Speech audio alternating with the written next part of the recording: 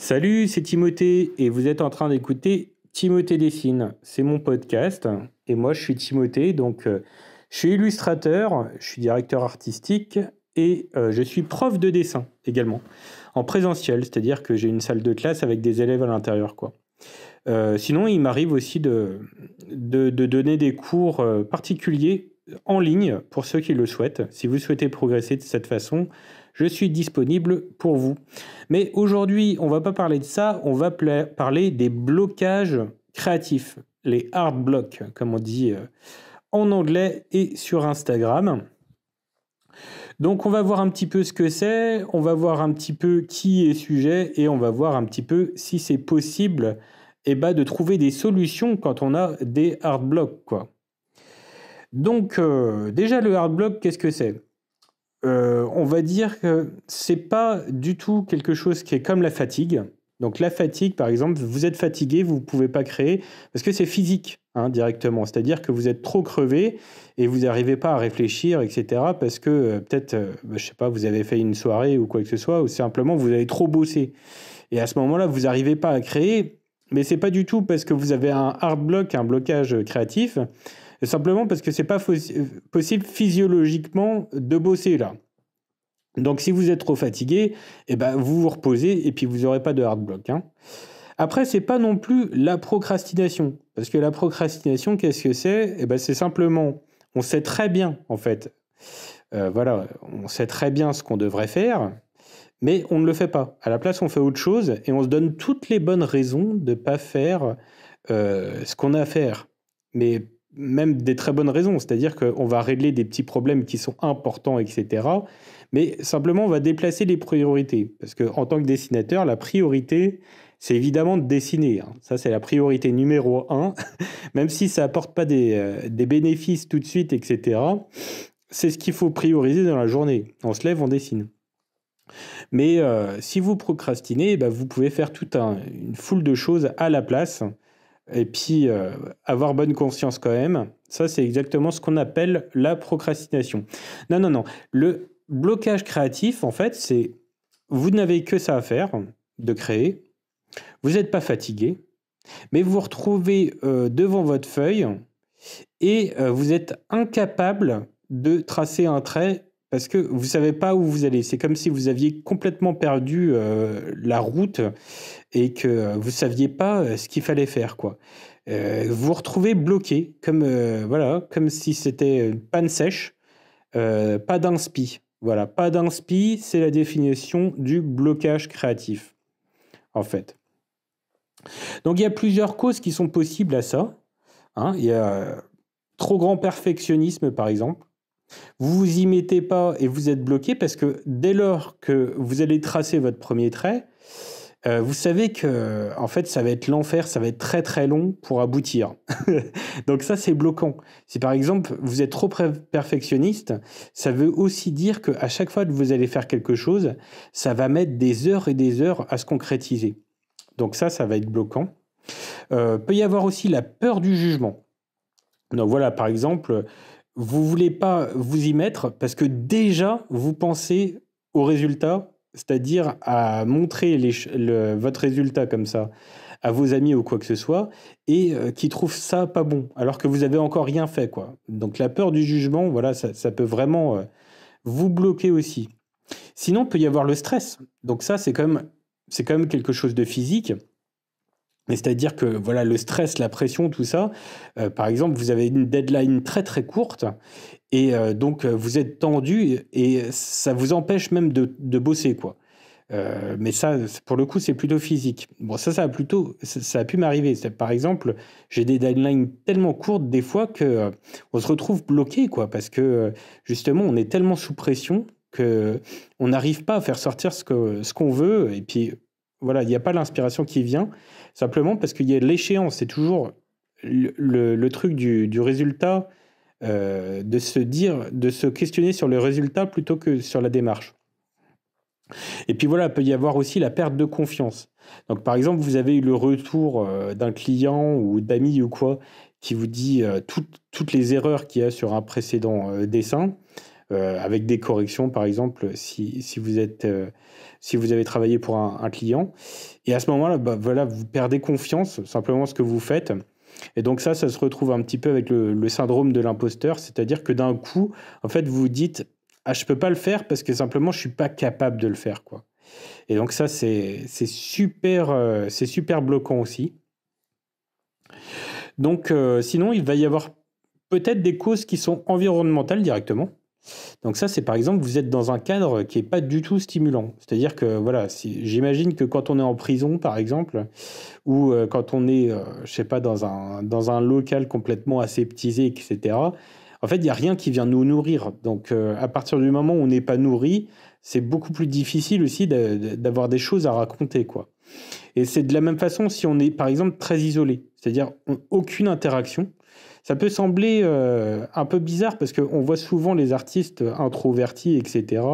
Et puis tout seuls dans leur chambre en train d'explorer leur monde intérieur, etc. Mais si le monde intérieur n'est nourri d'aucune façon, justement par des interactions humaines ou quoi que ce soit, eh ben, on va être directement bloqué. Mais ça peut être aussi justement l'inverse, c'est-à-dire on est distrait parce que justement on est dans un environnement qui est trop occupé, voilà, où il y a beaucoup de discussions autour de soi, du bruit, je sais pas, les aspirateurs, ce genre de trucs insupportables. Et du coup, on se retrouve bah, complètement bloqué aussi parce qu'on ne peut pas se concentrer. On ne peut pas en fait se mettre dans l'état aussi du dessinateur. L'état du dessinateur qui nous permet justement d'aller chercher, de partir à la recherche de nos idées. Donc, ça peut être aussi voilà, une absence complète de méthode. C'est-à-dire que voilà, quand on dessine, la capacité quand même qu'on peut avoir comme ça à organiser ses journées justement pour avoir des plages pendant lesquelles on sait qu'on va dessiner, voilà, et il n'est pas question de faire autre chose que de dessiner, ça va être vraiment super important, structurant pour pouvoir justement avoir un appui. On sait à telle heure, et ben finalement on se met dans la peau, c'est ce que je dis, hein, on se met dans la peau du dessinateur, et à ce moment-là, les idées viennent mieux, en fait. C'est exactement comme le fait de revêtir un costume quand on est un super-héros ou quoi que ce soit. Sauf que là, il n'y a rien du tout qu'on met sur nous ou quoi que ce soit, mais simplement on se met dans un état d'esprit qui est différent et qui va nous permettre de chercher des meilleures idées.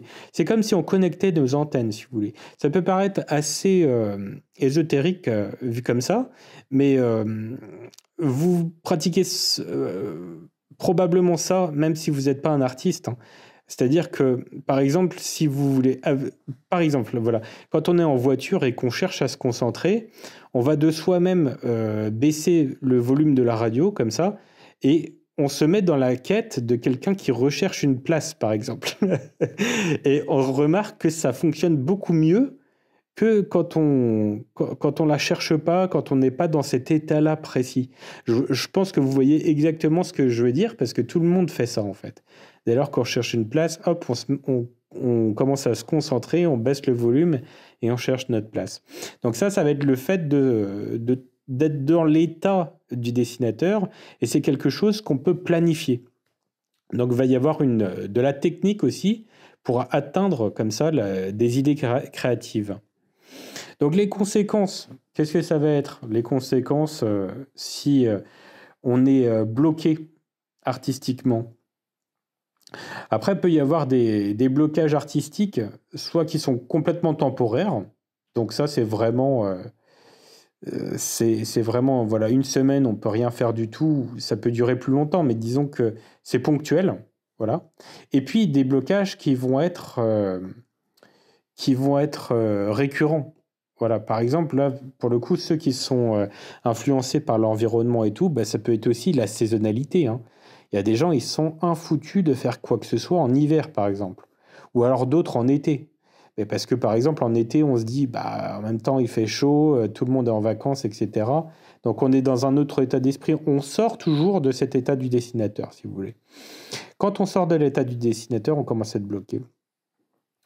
Donc, les conséquences, si on fait rien pendant un art block qui est ponctuel, je ne parle pas des trucs saisonniers ou quoi que ce soit, Et ben, c'est que voilà, ça peut amener une démotivation qui est telle qu'on va complètement arrêter en fait de pratiquer.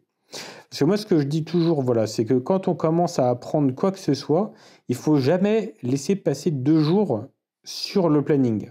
Donc, par exemple, si on s'est dit tous les lundis, je dois faire ça, on peut laisser passer un lundi, mais le lundi d'après, si on le laisse passer aussi, eh ben, il y a de bonnes chances que le lundi encore suivant, eh ben, on ne fasse rien, et ainsi de suite, en fait.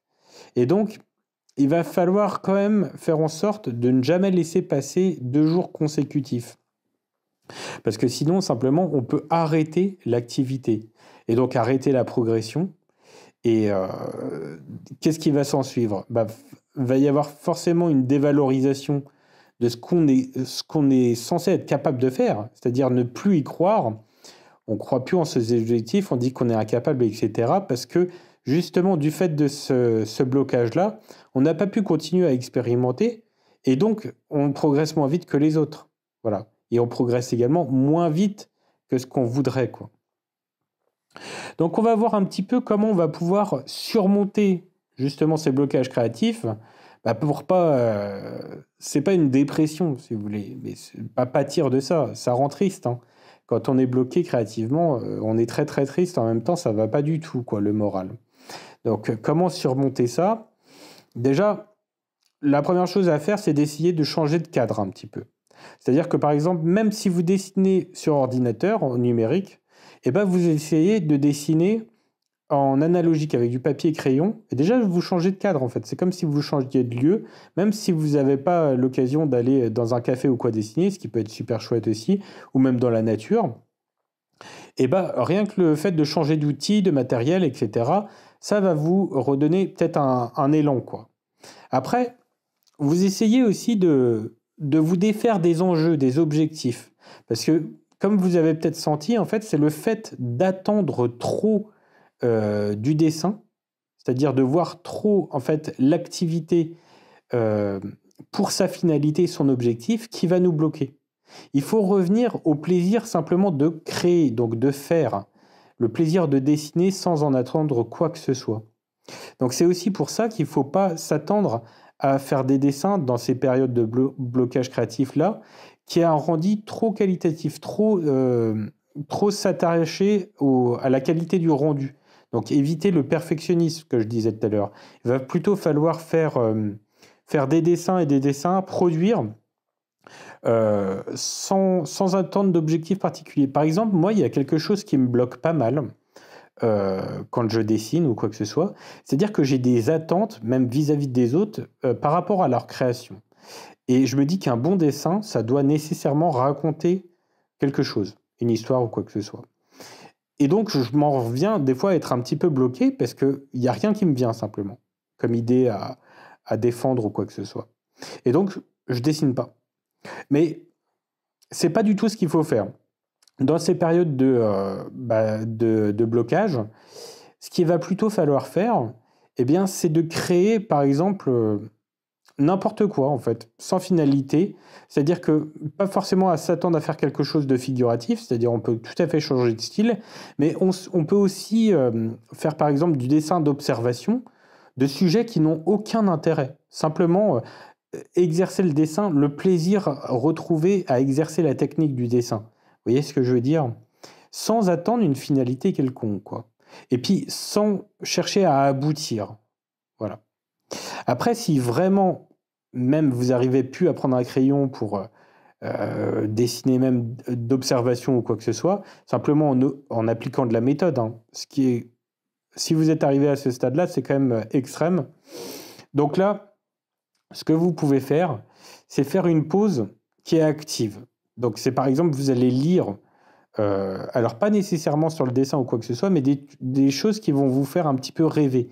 Retrouver un petit peu le goût du rêve, de l'aventure.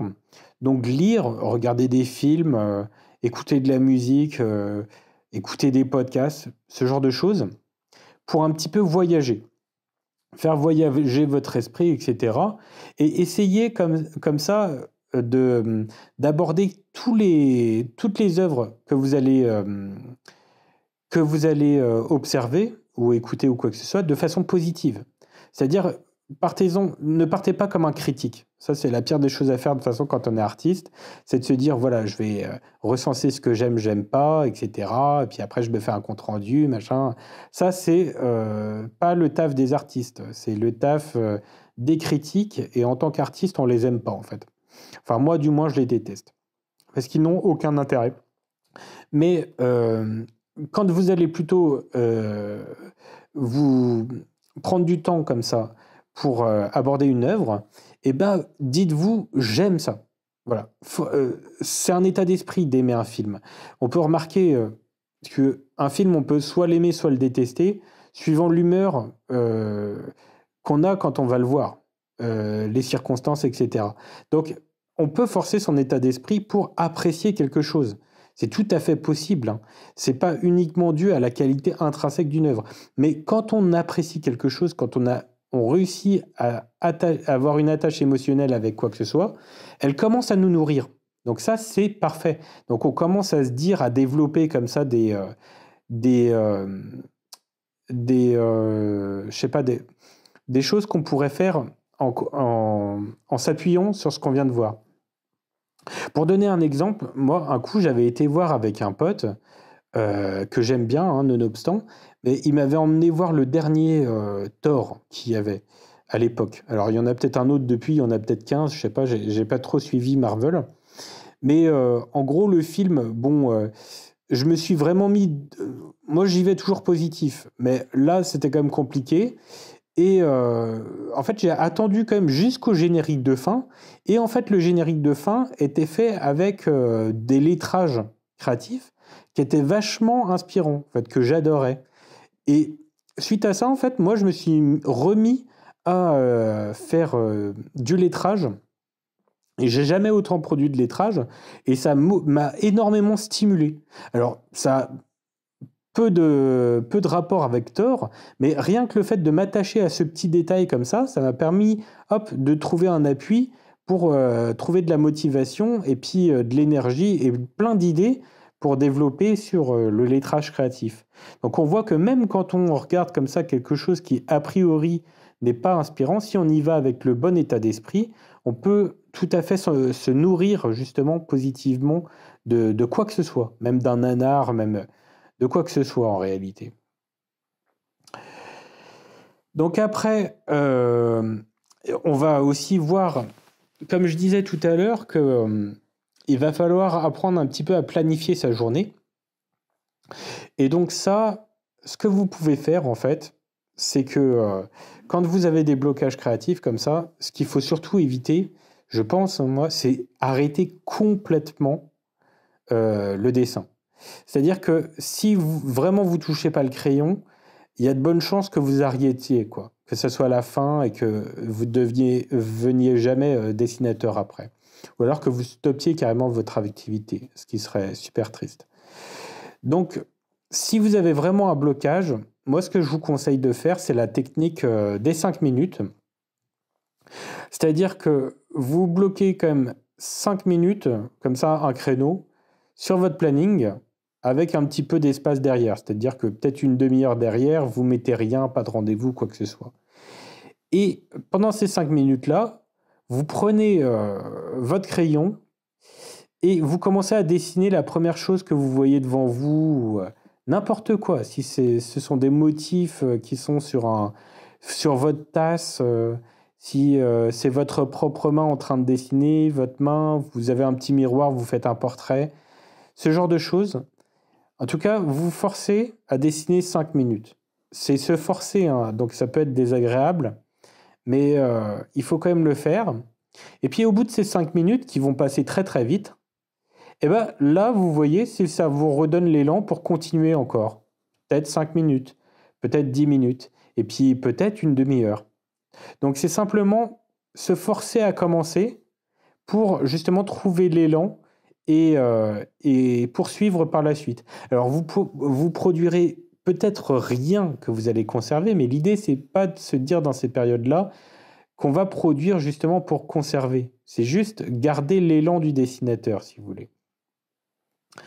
Après, vous pouvez vous inspirer aussi pendant ces périodes-là des autres dessinateurs. C'est-à-dire que vous allez retourner un petit peu voir vos dessinateurs préférés. Moi, ce que je conseille toujours, c'est d'avoir chez soi des livres en physique, hein, des illustrateurs, des dessinateurs de BD que vous appréciez le plus.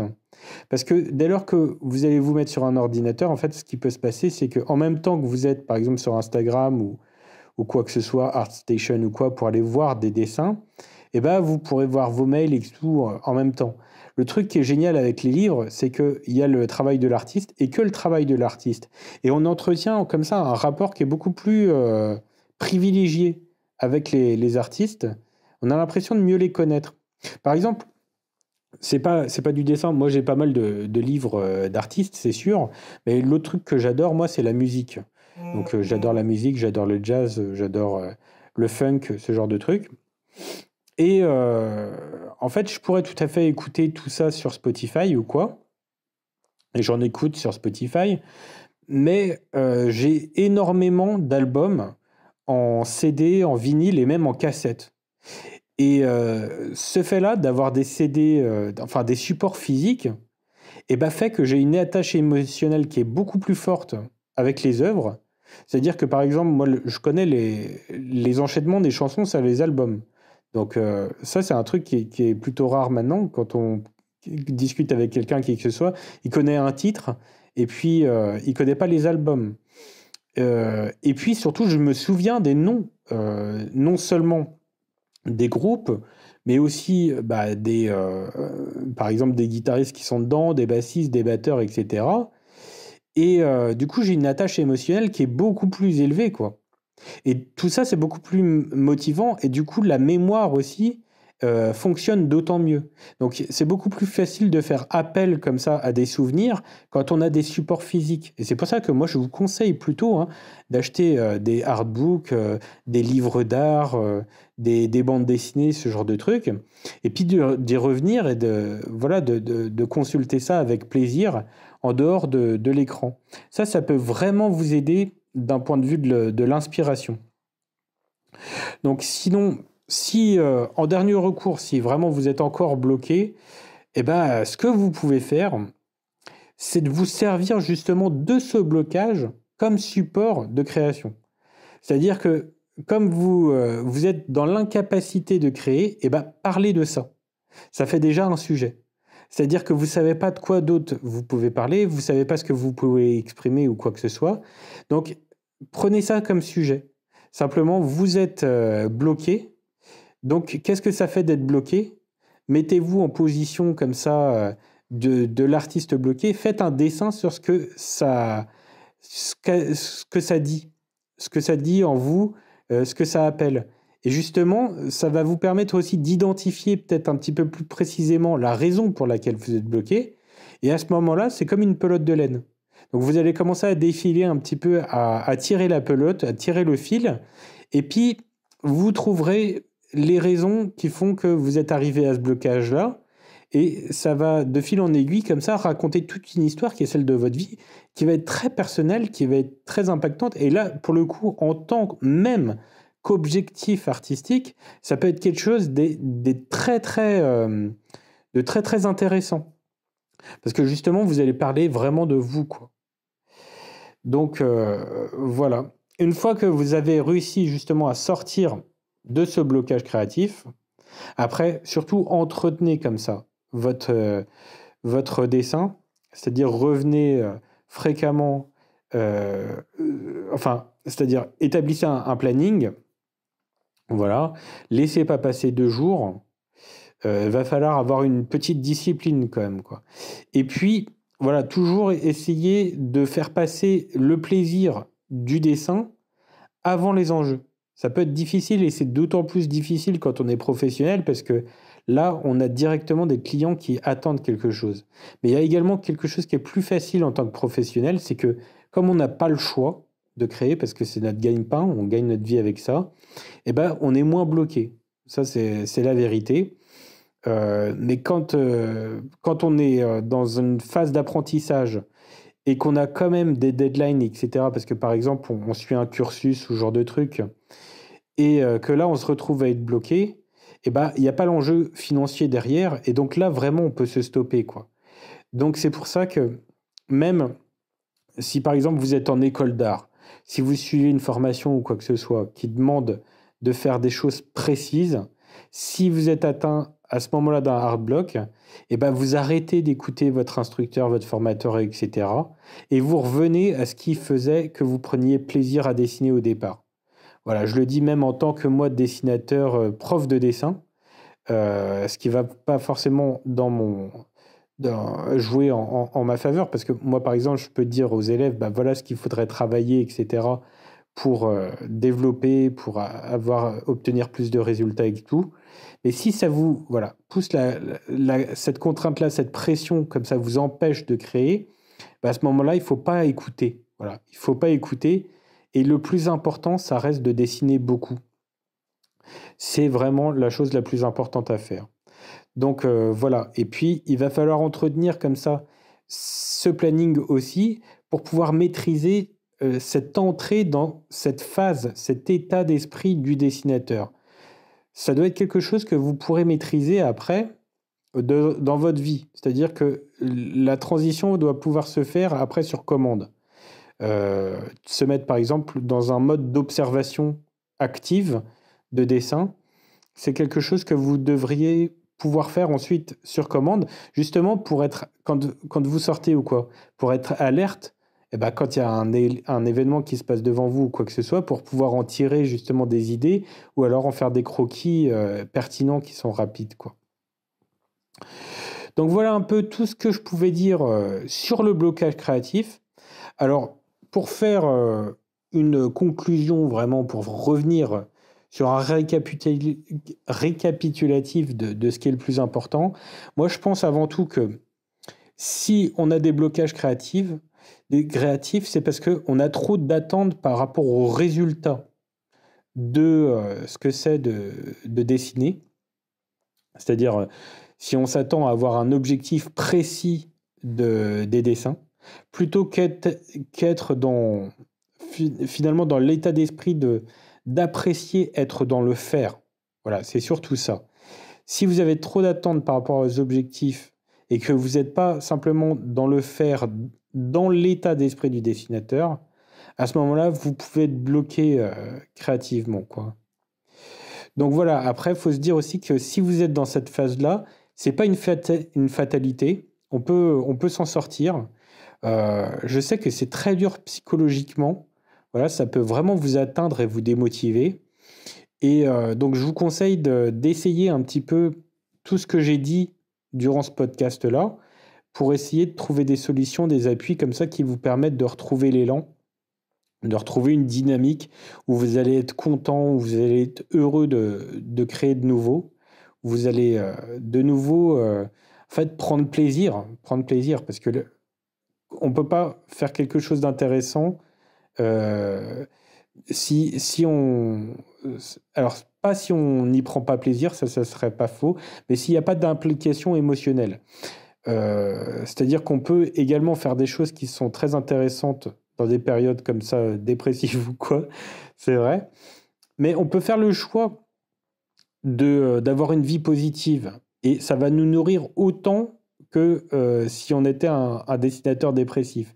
Tous les dessinateurs ne sont pas malheureux, mais en tout cas, il faut être dans une phase où on est émotionnellement impliqué. Donc autant faire en sorte que ça soit la joie, quoi. Voilà, j'espère que ça vous a plu, ce petit podcast. Toujours est-il que, voilà, si vous voulez progresser en dessin, moi, ce que je vous recommande toujours d'avoir, ce qui va vous motiver, c'est d'intégrer une petite communauté. Alors, soit vous pouvez prendre des cours en physique, comme ceux que je donne, moi, dans le 04 à Gréoux-les-Bains. Voilà, il y a probablement d'autres professeurs de dessin qui se trouvent autour de chez vous et vous pourrez rejoindre des cours comme ça pour être stimulé par les autres élèves. Sinon, vous pouvez, si vous n'avez pas accès à ces cours-là, rejoindre des communautés d'artistes en ligne. Il y en a plein, en fait. Je vous laisse chercher, il y en a plein. L'idéal, c'est quand même quand il y a des dessinateurs qui sont plutôt bons, des professionnels, etc., pour avoir des conseils de qualité, quoi. Et puis voilà, si jamais vous souhaitez avoir des retours de ma part sur votre travail ou quoi que ce soit, ou si vous traversez par exemple une passe de blocage créatif et que vous voulez en parler, que vous voulez trouver des solutions, eh ben, vous n'hésitez pas à m'envoyer un mail sur mon site dessinprovence.com via mon formulaire de contact. Voilà, vous trouverez le lien vers mon site dans la description de ce podcast. En attendant, je vous souhaite une bonne semaine et on se retrouve la semaine suivante pour un prochain podcast. Allez, ciao!